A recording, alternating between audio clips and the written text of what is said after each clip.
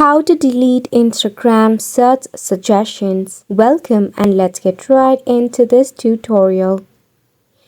For this, launch a Play Store in your device. Search for Instagram. If it is up to date, tap on the Open button. Your Instagram search suggestion actually depends upon the algorithm of Instagram, which means you cannot change it overnight. What you can try is tap on the user icon and head over to the three horizontal line. From here, you need to search for recent searches. This option is available under the option of activity log. So scroll up and down to find it.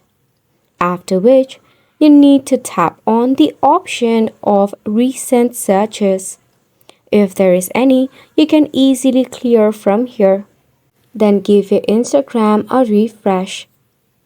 Now, as I have already mentioned, the search suggestions are the one that you mostly search for on your Instagram.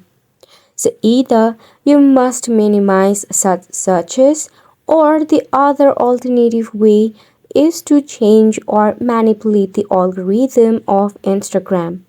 By this way, you'll be able to delete the search suggestions. And it's a wrap for the video as well. Thank you so much for tuning in.